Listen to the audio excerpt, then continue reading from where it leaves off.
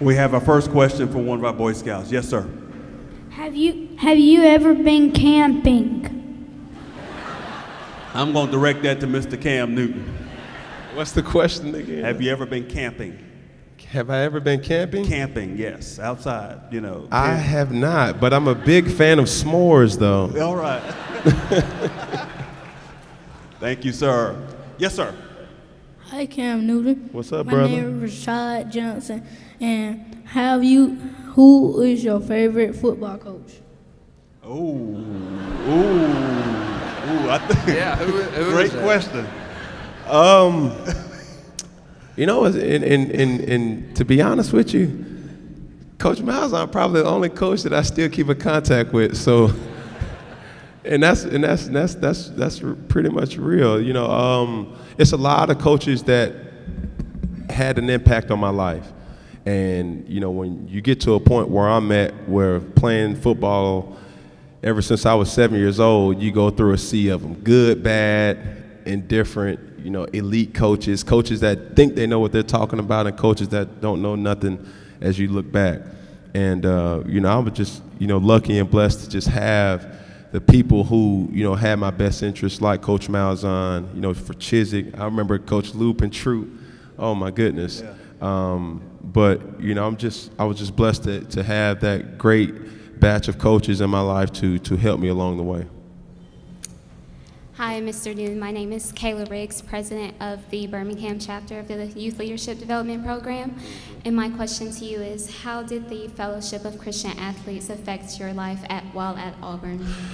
Well, it was a major impact for me, being that my father is a preacher, and you know, I know who I pray to each and every night, and where my blessings come from each and every day. One thing that I probably didn't mention or should have mentioned more, our team chaplain, Brother Chet, he and I would meet every game. And even, I don't know when it stopped, probably my second year in the NFL, what I would call and get that kind of comfort from him. I would meet with him every night before the game, and you know, he was somewhat of that heavenly ear for me. I would talk to him about my issues. I would talk to him about certain things that, you know, was pretty much on my mind, and he gave me comfort. He gave me confidence. He gave me everything that I need. He would give me scriptures to read. He would read scriptures as if it was, you know, on the back of his hand. And you know, just the affiliation with the Fellowship of Christian Athletes and him throughout my you know, years at Auburn kind of, you know, made my whole transition even more smooth. Thank you. Thank you. Excellent. Yes, sir. Hello, my name is Walker Kelly, and I'm from Venturing Crew 4132. My question is, what is it like to give a child a football?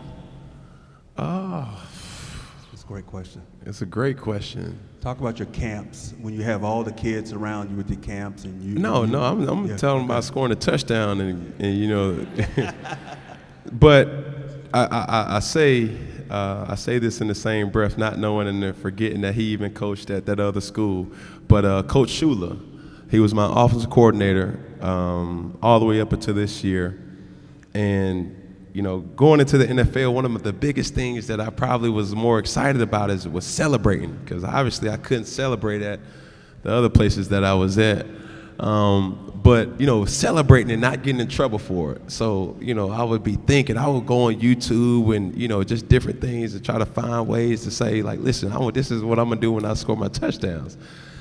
So that year I was able to score, you know, a couple touchdowns, and, you know, Coach Shula would always kind of frown upon the fact that I was bringing more attention to myself and not the team. And I asked him, I said, Coach, you know, this is the NFL, this is the league. Like, people pay to see, you know, entertainment, you know, after you score.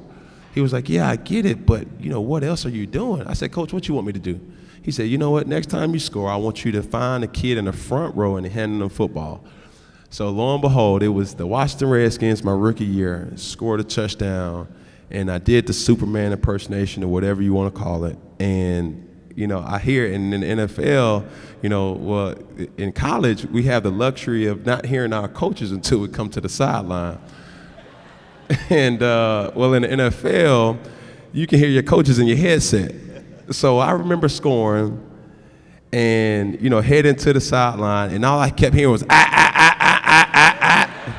So I'm running, I said, oh man. So right before the referee gave the ball boy the ball, I grabbed the ball and I made eye contact with the kid in the front row, and it was as if, man, we knew each other for forever.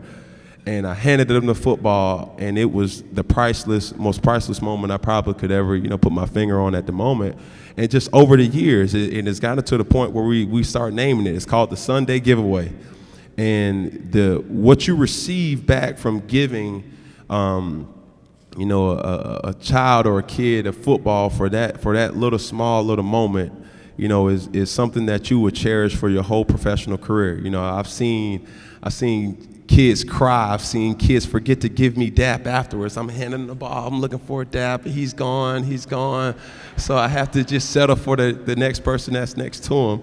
But you know, it's great. And over the years, you see that it's a big deal. They keep those for, obviously, for things that some people go to sleep with the football or whatever, and they write notes back to me. So, you know, just having that really personal one-on-one connection with the fans alone, and not only fans but children alike, you know, is something that will go in the books for me. Awesome.